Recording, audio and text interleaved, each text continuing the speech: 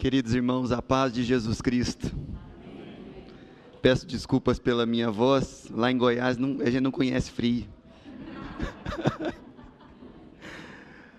Quero compartilhar com vocês o texto de Colossenses capítulo 2. Eu sei que vocês estão estudando Jeremias, mas nós vamos dar uma pausa nesse estudo para meditarmos em Colossenses. Antes de ler o texto bíblico, eu queria falar da minha gratidão a Deus pela vida dessa igreja. Ora pela saúde espiritual de vocês e muito grato a Deus pela vida dessa igreja, que é um abrigo e um refúgio para parte da nossa família aqui em São Paulo. E nós oramos por vocês, saibam disso. Somos gratos a Deus pela saúde espiritual dessa igreja. E eu espero que nessa manhã Deus nos edifique através desse texto. Colossenses capítulo 2, a partir do verso 8. Tenham cuidado, para que ninguém venha enredá-los com sua filosofia e vãs sutilezas, conforme a tradição dos homens, conforme os rudimentos do mundo, e não segundo Cristo, porque nele habita corporeamente toda a plenitude da divindade. Também nele, vocês receberam a plenitude. Ele é a cabeça de todo principado e potestade. Nele também vocês foram circuncidados, não com uma circuncisão feita por mãos humanas, mas pela remoção do corpo da carne, que é a circuncisão de Cristo. Tendo sido sepultados juntamente com Ele no batismo, no qual vocês também foram ressuscitados por meio da fé no poder de Deus, que ressuscitou dentre os mortos. E quando vocês estavam mortos nos seus pecados e na incircuncisão da carne, Ele lhes deu vida juntamente com Cristo, perdoando todos os nossos pecados, cancelando o escrito de dívida que era contra nós e que constava de ordenanças, o qual nos era prejudicial, removeu-o inteiramente, cravando-o na cruz, despojando os principados e as potestades, publicamente os expôs ao desprezo, triunfando sobre eles na cruz. Essa é a palavra do Senhor. Feche os seus olhos, vamos orar mais uma vez. Senhor Jesus, nós te amamos, te louvamos, e como tua igreja nessa manhã, nos reunimos diante da tua palavra, suplicando que pelo teu Espírito o Senhor venha nos persuadir a andar contigo e a experimentar a tua vontade. Oramos assim no nome de Jesus, amém. Luiz Felipe Pondé, dando uma entrevista algumas semanas atrás, com toda a ironia e acidez que lhe é característica, ele falou que nos últimos 100 anos, o maior incremento que as ciências humanas recebeu foi na área do marketing. E ele não fala isso desprezando as humanidades, ele é professor de filosofia, mas ele estava se referindo ao fato de que todos nós aqui somos constante e intensamente assediados por alguém que quer nos vender alguma coisa, o tempo todo, sem nenhuma folga. E isso não se refere apenas a ofertas de objetos para que a gente venha adquirir. No mercado do marketing, nós estamos expostos a propagandas políticas, ideológicas, tudo virou produto. E até em conversas simples, nós somos expostos a dinâmicas e pessoas que querem nos vender a sua cosmovisão, o seu jeito de ver a vida. a religião não é uma exceção a essa realidade. E hoje nós vemos que há muita propaganda religiosa sendo associada ao cristianismo, querendo nos vender livro, para que a gente participe de congresso, para que a gente participe daquela igreja específica, para que de alguma maneira a gente seja mobilizado num movimento religioso e por aí vai. E é um desafio espiritual julgar todas essas coisas e lidar com esse assédio o tempo todo. E hoje eu gostaria de trabalhar com vocês sobre o desafio de ser um cristão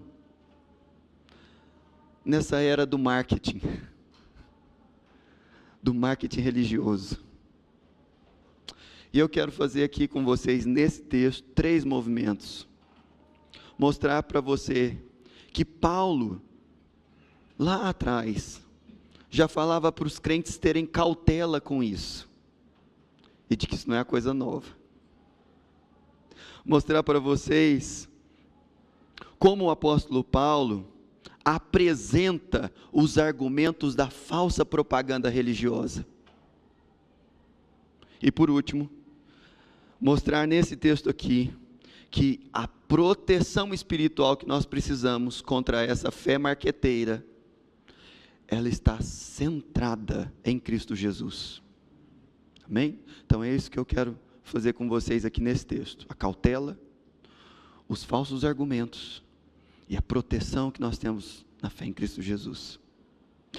O apóstolo Paulo não plantou a igreja de Colossos, ela foi plantada por Epáfras. E a carta aos Colossenses foi escrita por Paulo na sua prisão em Roma, quando o apóstolo Paulo, preso, recebe a visita, na primeira prisão de Paulo, recebe a visita de Epáfras, que era o pastor e que foi o plantador da igreja em Colossos. E ele chega com as boas notícias da expansão do evangelho naquela cidade, mas também com os alertas da sua dificuldade de ver o assédio que os cristãos ali estavam sofrendo, de toda a cultura das outras religiões e dos embates entre a fé cristã e o império das trevas ali naquele lugar. É interessante que o apóstolo Paulo escreve uma carta muito amorosa, que é entregue para aquela igreja. E aqui, o apóstolo Paulo, ele pastoralmente chama aqueles cristãos à cautela. Se não, veja você o versículo 8. Tenham cuidado, para que ninguém venha enredá-los. Esse termo enredá-los é interessante, porque na nossa cultura, quando a gente ouve a palavra rede, a gente pensa em redes sociais. Esse enredar aqui vem do mundo da pesca. E o apóstolo Paulo estava pensando, falou, olha, cuidado para ninguém lançar uma rede e vocês serem presos nisso. Mas usando a imagem do poder que as redes sociais têm, na maneira que a gente tem de pensar, e transportando o termo para os nossos dias, é muito interessante, falar, cuidado para ninguém te enredar. E o tom de alerta desse trecho aqui, ele não é um acidente. Paulo, de propósito, está colocando ênfase nessa questão da cautela espiritual. Se não, veja você o versículo 16. Portanto, que ninguém julgue vocês por causa de comida, bebida, dia de festas, de lua nova ou de sábados.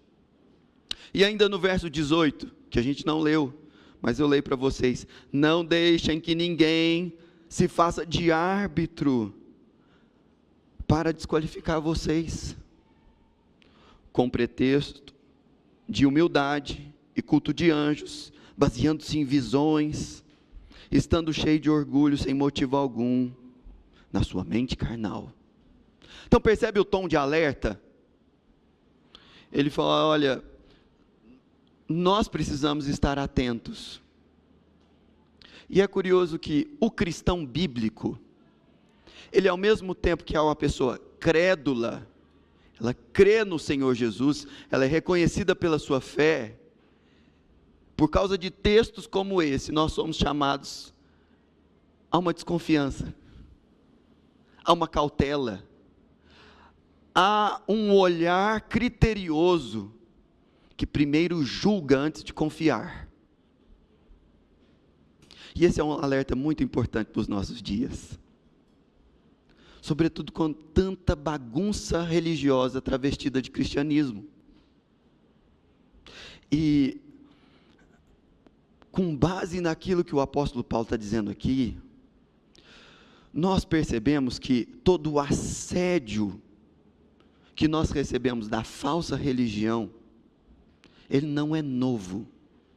Na nossa geração, ele encontra uma roupagem específica, cheia de mecanismos desenvolvidos para nos atrair e nos fidelizar. Mas a ameaça, ela sempre rondou a igreja.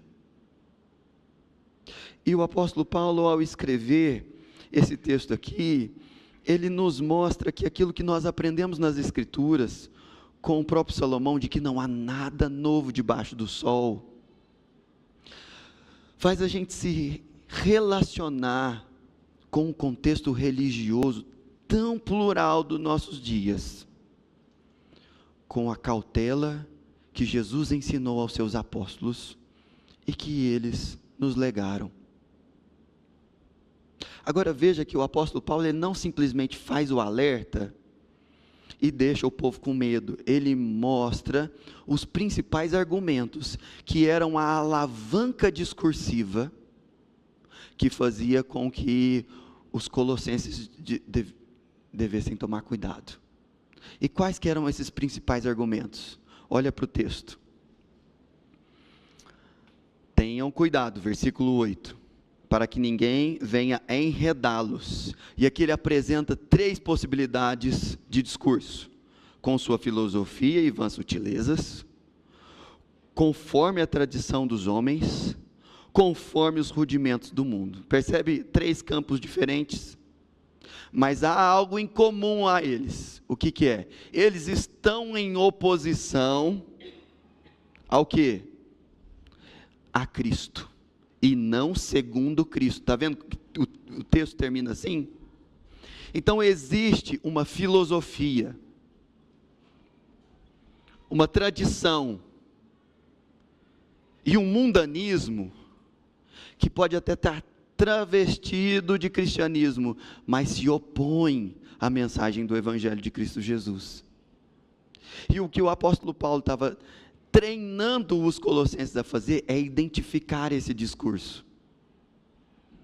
Paulo, ao escrever, pelas coisas que ele trata na carta, nós podemos entender quais eram essas ameaças.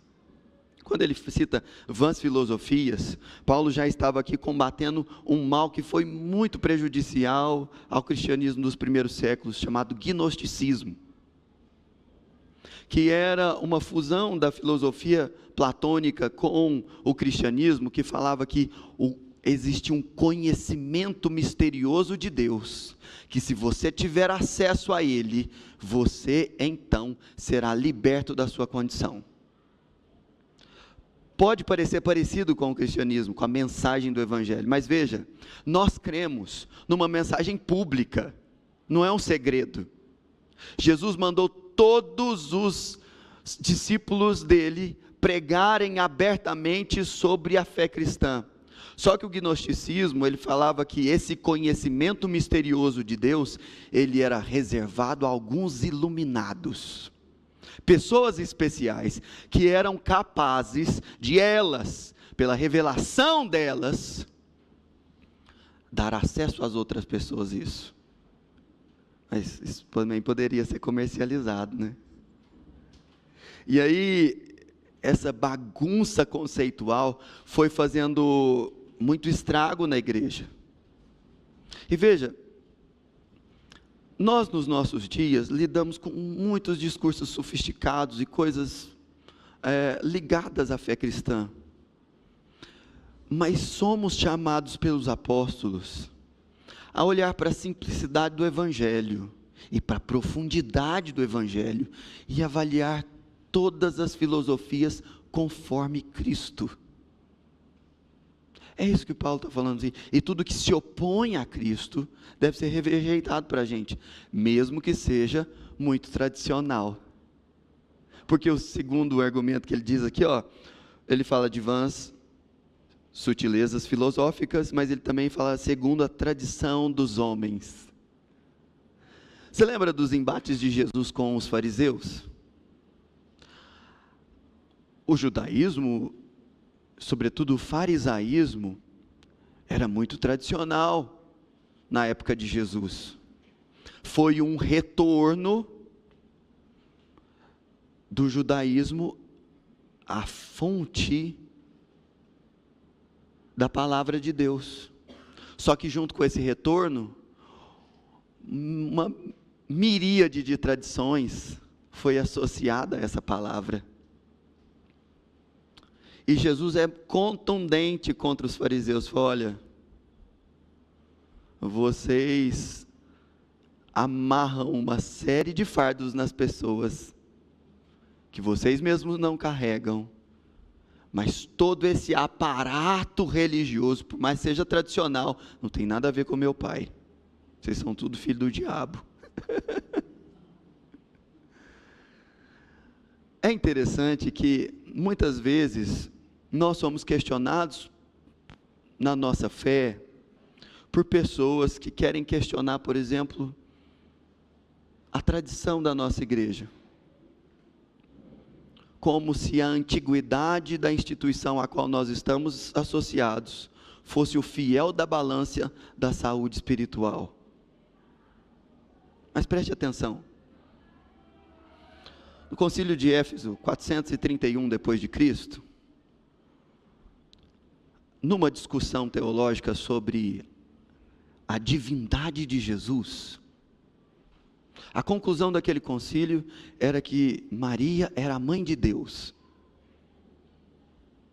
porque Jesus é verdadeiramente o Filho de Deus. Mas nós entendemos nas Escrituras que Maria, ela é mãe da natureza humana de Jesus, mas que Jesus é eternamente gerado pelo Pai. Só que veja que interessante, Éfeso, lembra da Diana dos Efésios? Éfeso era uma cidade tradicionalmente regida por um culto feminino, liderada e dirigida a uma mulher. E quando essa afirmação é feita lá, por um propósito, falar da divindade de Cristo, um rebote aparece, e Maria passa a ser venerada no culto cristão, com mais frequência. Veja que nós estamos falando de mais de 400 anos depois de Jesus e os apóstolos terem fundamentado a fé cristã nas bases que nós conhecemos e recebemos até hoje. Só que existem cristãos que entendem que Maria é corredentora junto com Jesus, e isso é muito tradicional no cristianismo. Tem 1000 e tantos anos, 1600 anos. Contudo, pense por outro lado. Centenas de anos depois de Jesus e os apóstolos publicamente apresentarem os fundamentos da fé cristã, algo foi enxertado no nosso conceito de culto e na nossa percepção do Evangelho. E que porque é antigo, nós devemos nos submeter, porque é tradicional. Nós estamos sim há 1600 anos disso, contudo eles estavam há 400 e tantos anos depois também. Então a que tradição você quer remeter? Percebe do que nós estamos falando? O argumento tradicional, ele pode ser levantado, mas nós somos os cristãos que devem julgar a tradição segundo Cristo. Porque a tradição importa, mas ela não é o centro. E esse tipo de discurso pode ser feito também com uma liturgia reformada, porque lá na reforma, meu amigo, calma. Esse argumento também pode ser usado dentro da tradição reformada. Mas qual é o espírito da reforma? Somente Cristo. Somente a palavra. E é a partir dessa modalidade que nós valorizamos a tradição da reforma. Não é porque ela é absoluta, é porque ela respeita os fundamentos da fé cristã. Agora, veja que, se por um lado nós ouvimos muita propaganda de uma fé legítima, porque é tradicional, nós também convivemos com o discurso religioso de que o progressismo e as igrejas emergentes é que são a verdadeira expressão do cristianismo na nossa geração. E aqui o apóstolo Paulo fala sobre os rudimentos do mundo guiando a igreja, que é o contraponto. Se por um lado você pode ser enredado por um discurso muito tradicionalista, você também pode ser laçado por uma religião que quer oferecer uma experiência de cristianismo que tenha espaço VIP, que se pareça com uma balada e entregue a você uma transcendência que um show muito bem feito pode produzir.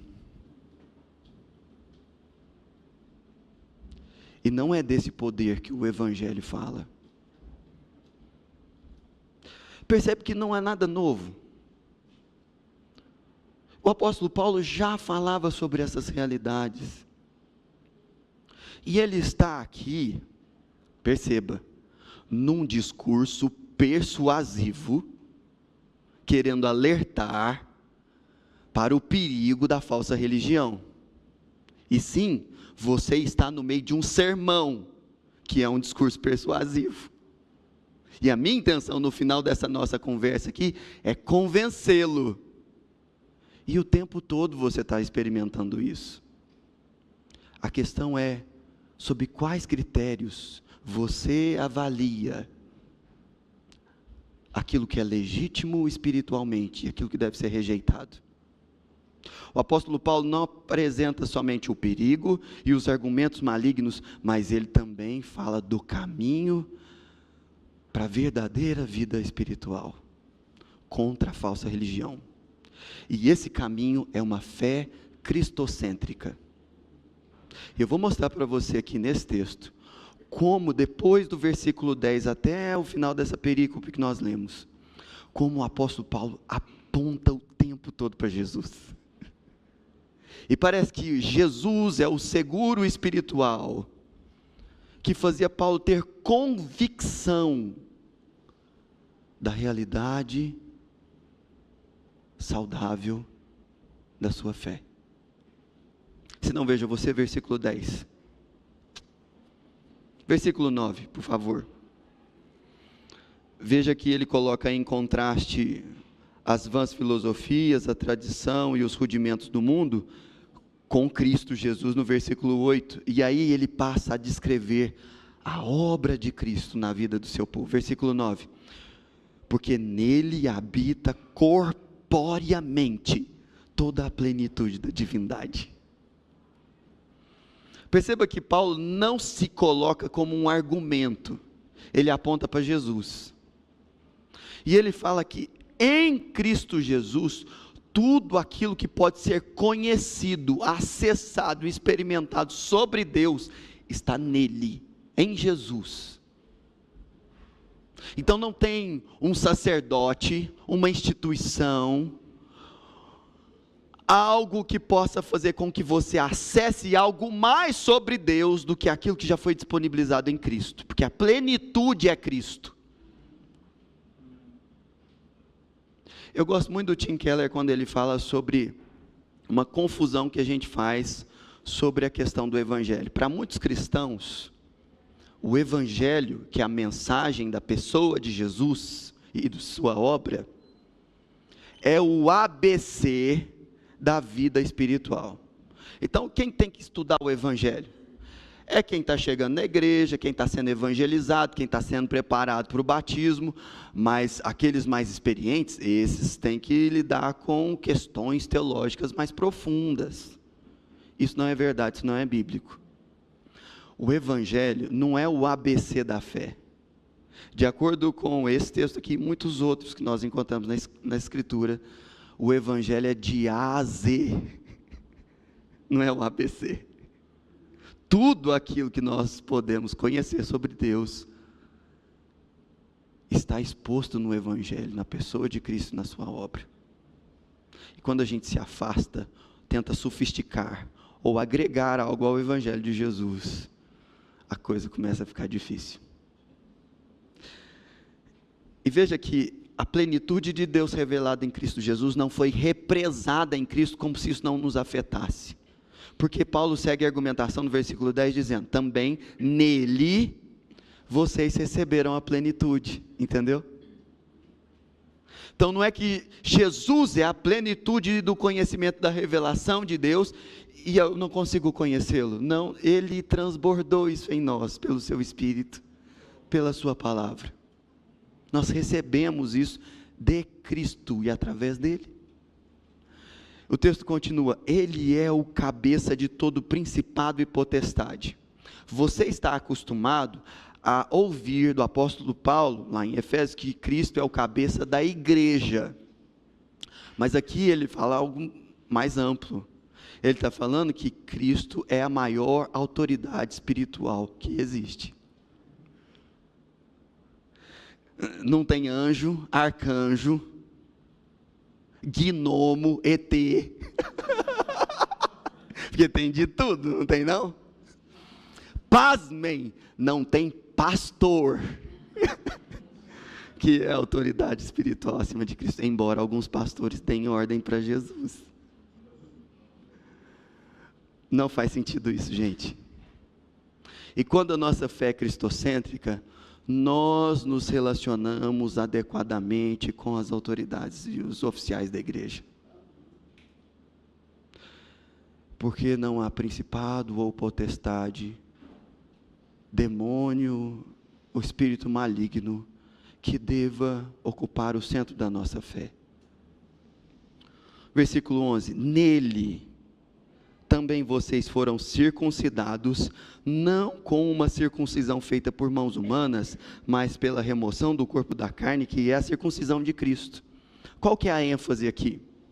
Um dos perigos que a igreja de Colossos convivia, é que havia um grupo muito grande de judeus que passaram a seguir a Jesus, ao ouvir o Evangelho, que congregavam junto com os gentios, que não tinham todo aquele background cultural e aquela tradição judaica de religião.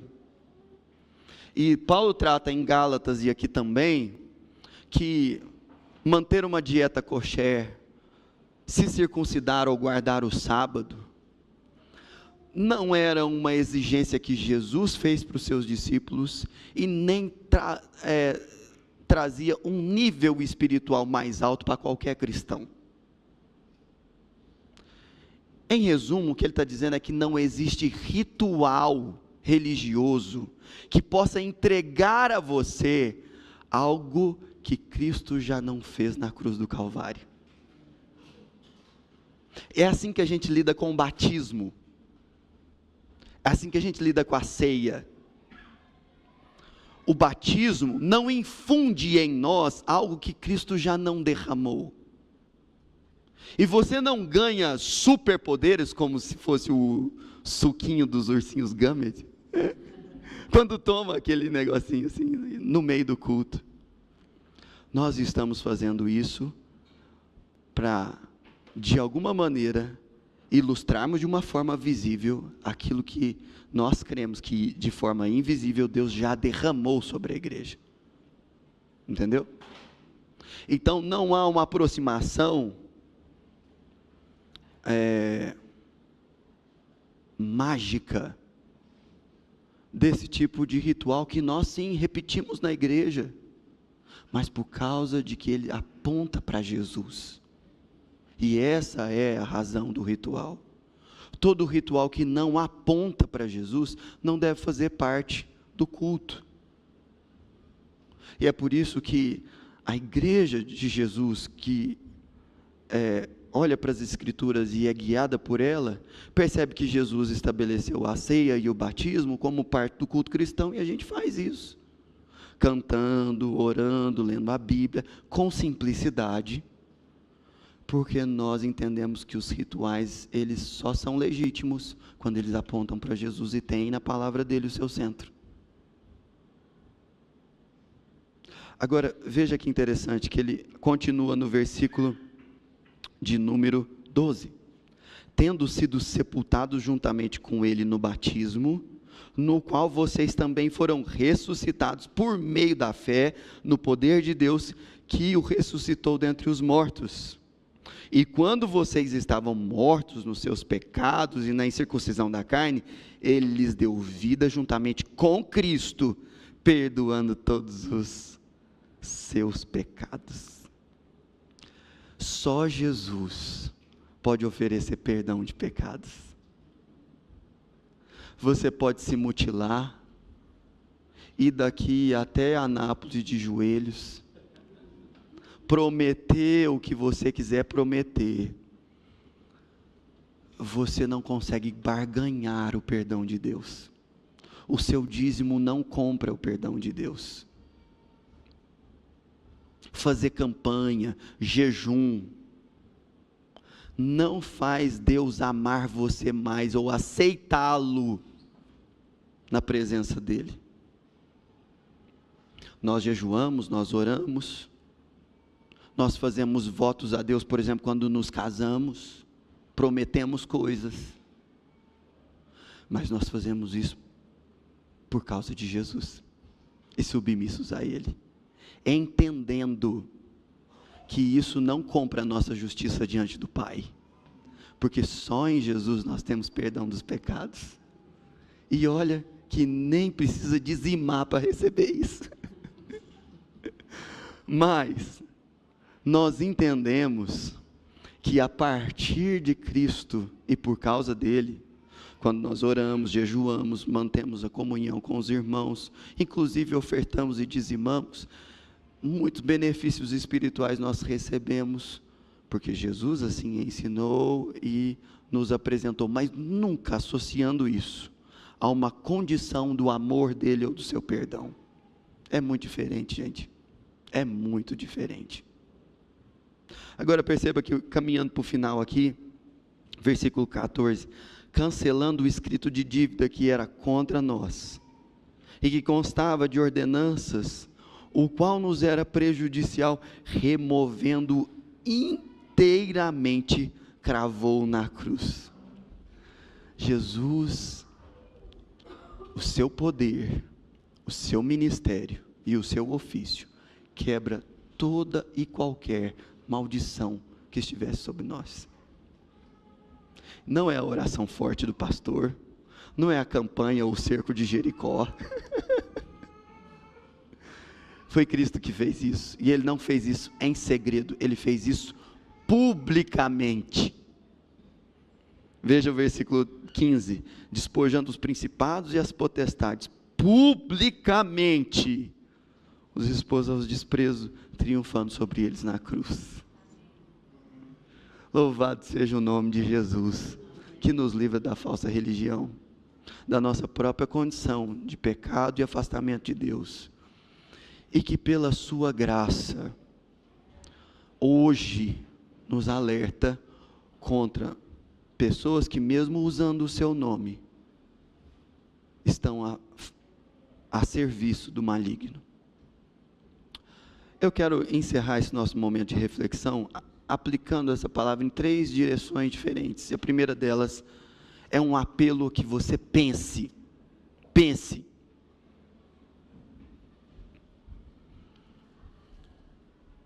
pense na hipótese de uma reunião entre os principais e mais influentes marqueteiros da nossa geração, que eles fossem reunidos todos numa conferência, e fosse dado a eles um desafio: avaliem a estratégia de marketing de Jesus. O que você acha que ia sair disso? Quando esses influencers notassem nas Escrituras que Jesus evitou grandes centros enquanto pôde, e foi algumas vezes a Jerusalém, e foi para lá na hora derradeira, para que não fosse impedido no seu ministério. E se você comparar Jerusalém ao centro do poder e às grandes cidades da sua época, nós temos que concordar que Jerusalém não passava perto de Roma. Você acha que, para uma pessoa que se apresenta como filho de Deus, ficar perifericamente à margem dos lugares de grande poder e influência, faz sentido se você quer alcançar o mundo inteiro? Segundo, pense no fato de que Jesus não se associou a um grande milionário, bilionário do seu tempo, para que ele fosse financiado nos seus intentos religiosos. Jesus era sustentado por mulheres viúvas, e ele não estabeleceu nenhum mecanismo de fidelização ou recorrência. Não é interessante isso? Se você quer ter um ministério global, será que você seria uma boa estratégia? Terceiro, que Jesus, ele pessoalmente, nunca fez nenhuma publicação. Jesus, você tem um livro aí que foi escrito por Jesus? Nós cremos e sabemos que os evangelhos contêm a palavra, assim, eles são a palavra de Deus, mas eles são de autoria apostólica. Jesus nunca escreveu um livro, a gente sabe que ele escrevia na areia. Se você quisesse impactar o mundo inteiro com a sua mensagem, você não escrever nada. Pense sobre o fato de Jesus fazer questão de que seus apóstolos registrassem que sua morte foi uma situação de extrema fragilidade, e que ele foi abandonado pelos seus principais amigos, e que isso foi muito injusto, mas de fato aconteceu. Ele não teve uma morte heróica ou pirotécnica, foi algo extremamente injusto e terrível. Por fim, pense que Jesus pessoalmente, ele não registrou uma instituição, um CNPJ, que fosse gerir o seu legado. Sim, nós cremos na Santa Igreja Universal, mas isso não é uma instituição em si, isso é o corpo daqueles que creem no Senhor Jesus, hoje, ontem e eternamente. Mas ele pessoalmente falou: olha, eu estou criando aqui, calma aí, esse negócio de instituição, isso é uma coisa bem nossa. E não é errado em conceito, mas do ponto de vista de marketing, por que eu estou fazendo você pensar sobre isso? Porque nós não estamos aqui em nome de Jesus hoje por causa de uma peça marqueteira. O Evangelho é o poder de Deus.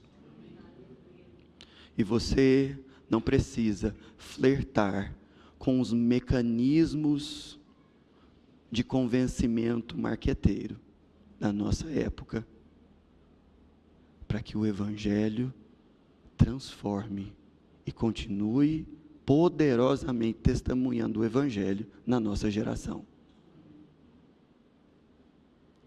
A força argumentativa da igreja não repousa em técnicas de convencimento.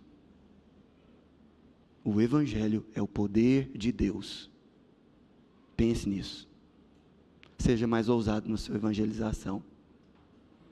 Seja mais ousado ao compartilhar a mensagem de Jesus.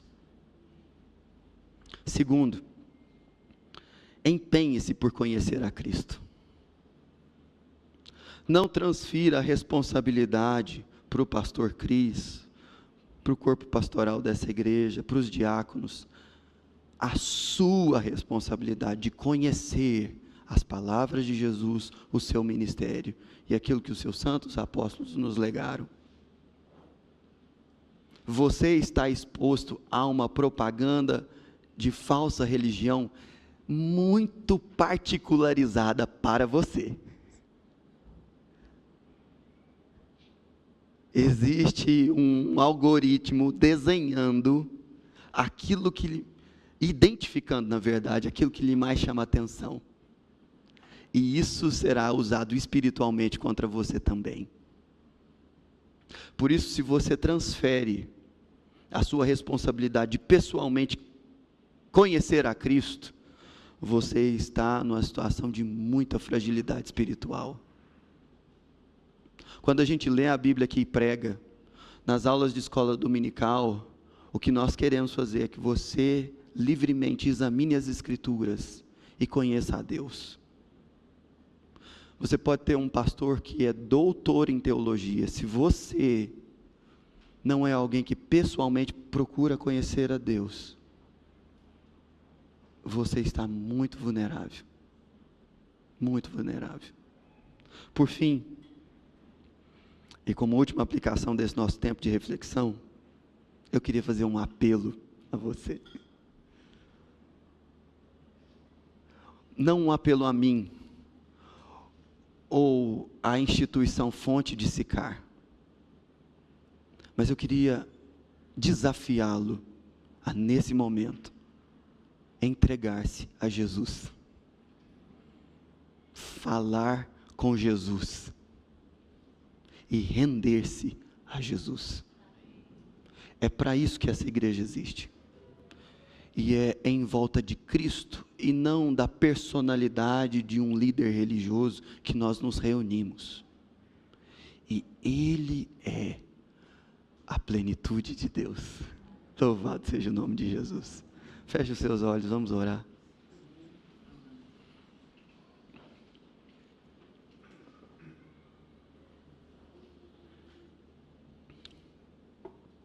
Quando você ora, você fala com Jesus.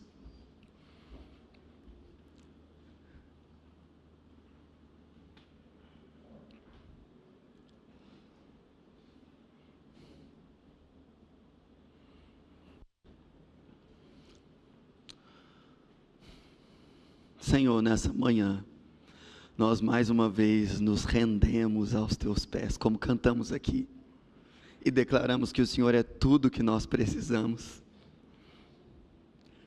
O Senhor é o centro da nossa fé e desse culto, e longe de nós, ó Deus, longe de nós, agregarmos ao Evangelho qualquer outra coisa, que senão as tuas maravilhosas palavras, a tua santa doutrina. E nós te pedimos nessa manhã que o Senhor venha nos persuadir contra a ação do inimigo, a cada vez mais nos apegarmos a Ti. Te louvamos, ó Deus, porque nós não somos pessoas que receberam uma fé rasa, louvado seja o Teu santo nome. Mas nós não queremos, ó Deus, ter a nossa segurança fundamentada em vãs filosofias, que por mais que sejam rebuscadas, não são segundo Cristo.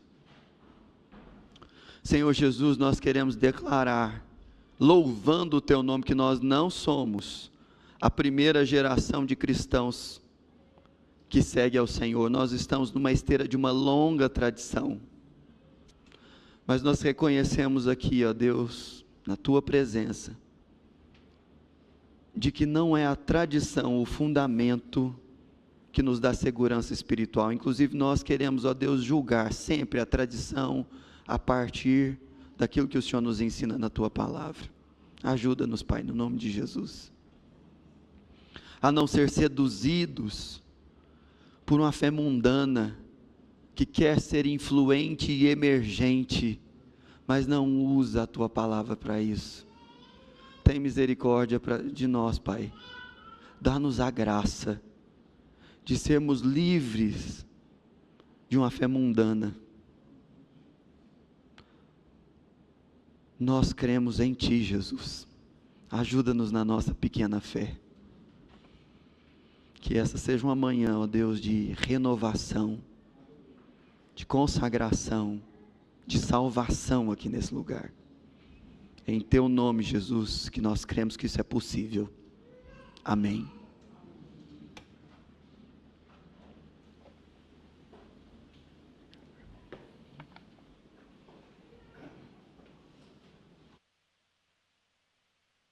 Graças a Deus pela sua palavra, irmãos. A gente é assediado de todos os lados. E a gente, vira e mexe, é desafiado a olhar todas as coisas a partir de Cristo. E enquanto o reverendo Lucas pregava, eu pensei que a gente é bombardeado com tantas luzes, e que às vezes elas querem assumir o resplendor da face de Deus, da glória do Senhor, e que a gente tem esse discernimento para dizer: isso não é a face de Deus revelada em Cristo Jesus, e a gente cada vez mais possa ser firme no Evangelho, porque Ele é o poder de Deus para a salvação. Amém. Irmãos, nós vamos participar da ceia do Senhor. A ceia não é desta igreja, ela é de Cristo Jesus. Ele é o anfitrião e nos convida a participar. Então, a ceia não é da Igreja Batista Fonte de Sicar, mas é da Igreja de Cristo. Se você é um membro do corpo de Cristo, ligado ao cabeça, entregou sua vida para Ele, foi lavado e remido no seu sangue, é um seguidor, um discípulo de Jesus, crê no Evangelho de Cristo Jesus, essa ceia, ela é para você. E nós cremos que Jesus Cristo não está presente nem no pão e nem no cálice, mas Ele habita espiritualmente no meio do seu povo. Portanto, nós vamos comer um pão e beber um cálice que representa a carne e o sangue do Senhor derramado naquela cruz. E em memória dele, do que Ele fez no passado e que nos alcançou. E vivemos esse sacrifício hoje, perdoados, como pessoas lavadas e remidas no sangue do Cordeiro, e que anunciam a sua morte até que Ele venha. Esse olhar para o passado, viver o sacrifício de Jesus hoje, e a esperança viva de que um dia estaremos com Ele, na glória eterna, é o que nos faz participar. Ele ordenou que nós assim o fizéssemos, até que um dia possamos cear na presença do Senhor. Portanto, é um momento de gratidão, e dizer: eu só estou aqui por causa de Cristo. Também é um momento de compromisso, e dizer: eu quero continuar vivendo a vida de Cristo, conforme a palavra nos mostra. E é um momento de esperança, porque um dia nós estaremos com Ele. Anunciamos hoje a sua morte, até que Ele venha. Você vai receber o pão e o cálice. Vou pedir para você esperar, para que todos, de posse desses elementos, você que vai participar, a gente possa participar juntos, cear juntos na presença do Senhor. Amém?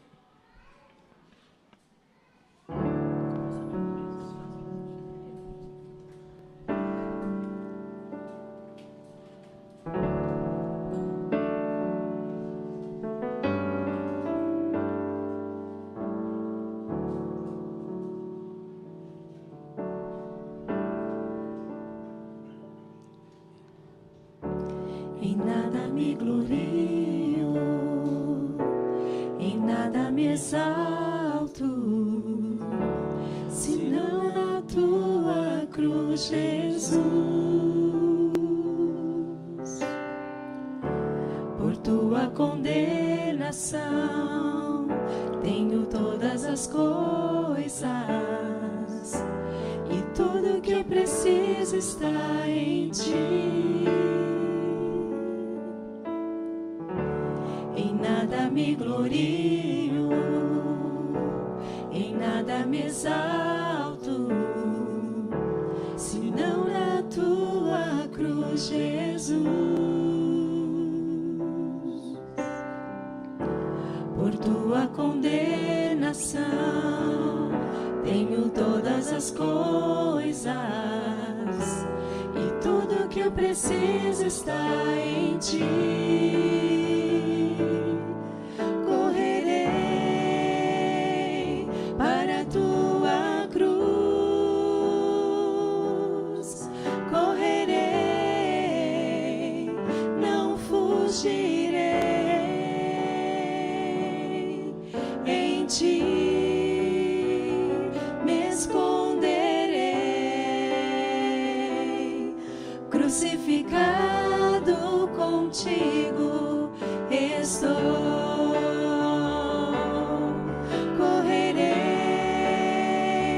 para a tua cruz, correrei, não fugirei, em ti me esconderei, crucificado contigo estou. Em nada me glorio, em nada me exalto, senão na tua cruz, Jesus. Por tua condenação tenho todas as coisas, e tudo que eu preciso está em ti. Correrei para a tua cruz, correrei, não fugirei, em ti me esconderei, crucificado contigo estou. Correrei para a tua cruz, correrei, não fugirei, em ti me esconderei, crucificado contigo estou. Crucificado contigo estou. Crucificado contigo estou. Vamos nos colocar em pé. Tem alguém que vai participar e não recebeu os elementos da ceia? Pode dar um sinal com a tua mão. A Lu, ali, por gentileza. A Esther e a Lu. A palavra de Deus nos diz, quando o apóstolo Paulo escreveu à igreja de Corinto: porque eu recebi do Senhor o que também lhes entreguei, que o Senhor Jesus, na noite em que foi traído, pegou um pão e, tendo dado graças, o partiu e disse: isto é o meu corpo que é dado por vocês, façam isto em memória de mim. Do mesmo modo, depois da ceia, pegou também o cálice, dizendo: este cálice é a nova aliança no meu sangue, façam isso todas as vezes que o beberem em memória de mim. Porque todas as vezes que comerem este pão e beberem o cálice, vocês anunciam a morte do Senhor até que ele venha. Por isso, Aquele que comer o pão ou beber o cálice do Senhor indignamente, será réu do corpo e do sangue do Senhor. Que cada um examine a si mesmo, e assim coma do pão e beba do cálice. Pois quem come e bebe sem discernir o corpo, come e bebe juízo para si. É por isso que há entre vocês muitos fracos e doentes, e não poucos que dormem. Nós vamos orar, consagrando, dedicando este pão e este cálice para esta finalidade, a ceia do Senhor. E em seguida nós vamos participar com gratidão, porque o Senhor nos convida a esse banquete, na sua presença. Oremos. Senhor, dedicamos este pão e este cálice à ceia do Senhor.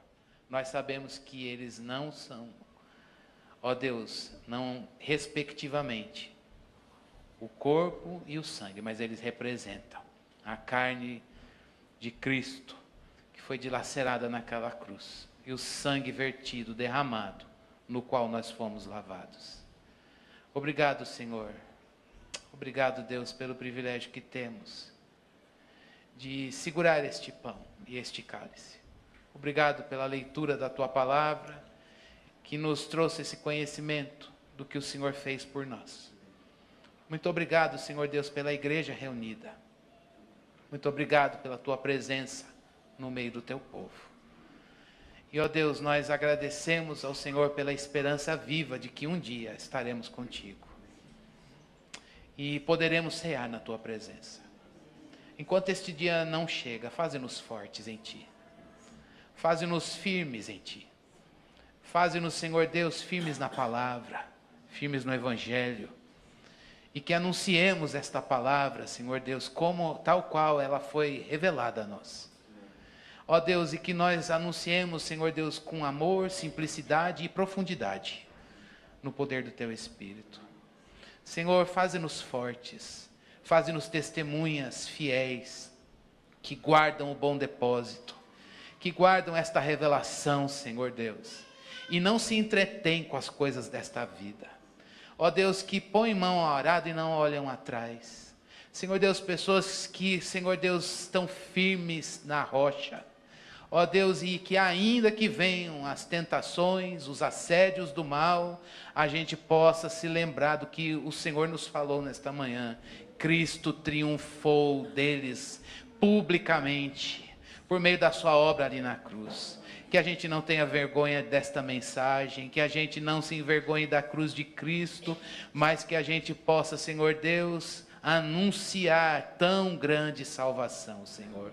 Obrigado, Deus, pelo privilégio que temos de participar desta ceia do Senhor. É com gratidão, honra, louvor para o Teu nome que nós oramos, Senhor Deus, no nome do Teu Filho Jesus. Amém. Podemos comer e beber o pão e o cálice do Senhor.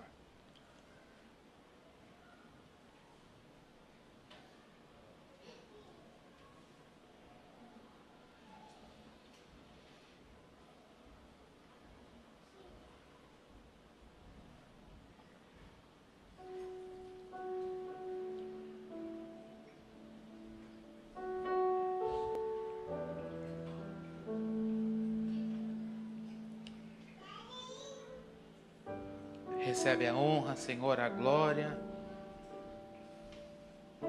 todo louvor. Como é bom render glórias ao Senhor.